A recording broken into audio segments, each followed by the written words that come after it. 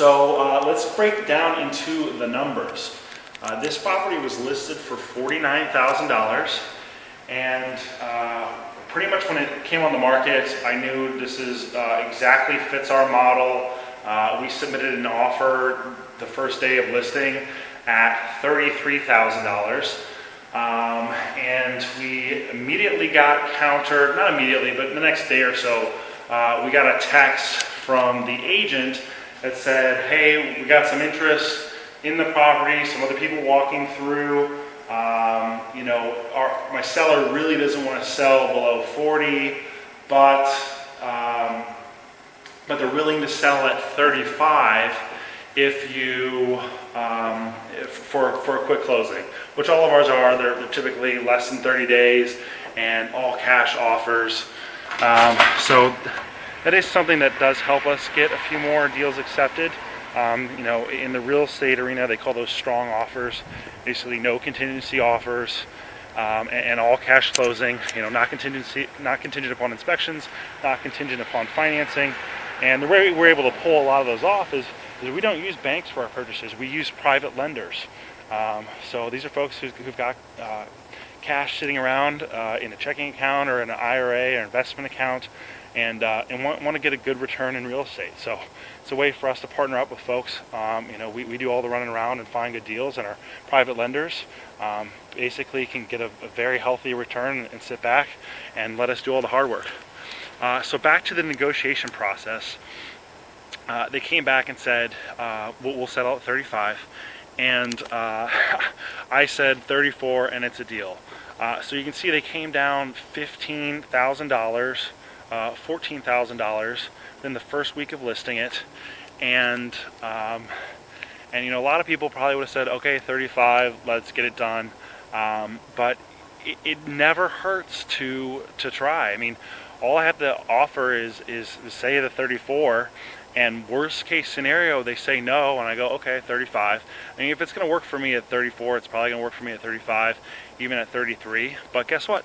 We got an extra $1,000 off by just trying it. So there's a little bit of a lesson for some of the newer folks out there is don't be too eager to do a deal. See if you can, you know, negotiation is one of my favorite parts of real estate, because for us as investors, we know there's always more deals coming. I mean, from the say searches we have set up for specific criteria of deals that we're looking for, there's probably 20, 25 houses a day that get listed that are in the realm of possibility of what we like to see for our model. And that's not counting all the other properties in St. Louis that fit other people's models. So I know tomorrow, if I don't get this house, there's going to be another 25 to look at, another 25 to offer on. So I'm not real concerned about getting one deal or the next deal. There's always more coming. So, you know, stick to your guns. I had a price I had in mind that I wanted to buy this house at, and we ended up getting it. So hope you enjoyed this video. Hope you learned something. If you subscribe below to our YouTube channel, you're going to be brought 20 videos each and every month like this, case studies of walking through properties, other cool videos where we actually break down the numbers and maybe why I offered that 33. One thing before we go is a rent projection. You know, with the house being a 2-bedroom, it's definitely going to be a little bit less of a demand, but I think that bonus area upstairs, the large lot, the all brick house with some of the cool original architectural features are going to far outweigh the fact that it is a 2-bedroom, and we're also buying it at a very discounted price. So for $34,000, we're going to have a property that we can put just a little bit more money into, and for the most part, what you see here is we'll be able to rent it out as is. And we'll probably find a lease option tenant buyer to pay in the $900 to $950 a month mark. I feel pretty confident about that, given what I've seen here at the house. So you think about it, if we're paying $34,000, we might spend a few $1,000s more on some other miscellaneous items and rent that out for $900 to $950 a month. The numbers work out pretty well.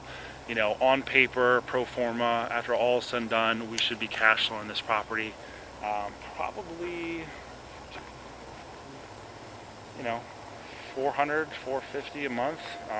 You know, I'm just pulling that out of my head, so don't quote me on that. But maybe we'll break down the numbers on that in another video for you. So, anyways, go to jointhouseproperties.com for investments like this. Learn how to get involved.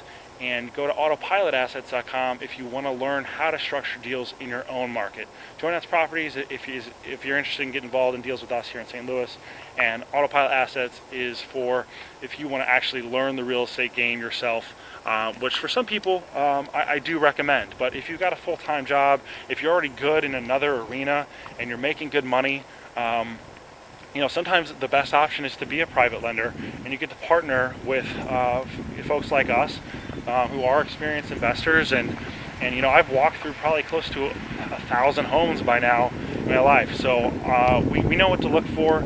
And we've got just over 110 units in our portfolio, so we know what things are going to rent for. We've got some economies of scale that you're not going to get if you're starting out in real estate for yourself. And it's going to take, you know, you're going to go to the school of hard knocks like we did for quite a few years. So if you want to skip that whole process, just go to jointhouseproperties.com. Thanks for joining me here today. Have a good one. Bye.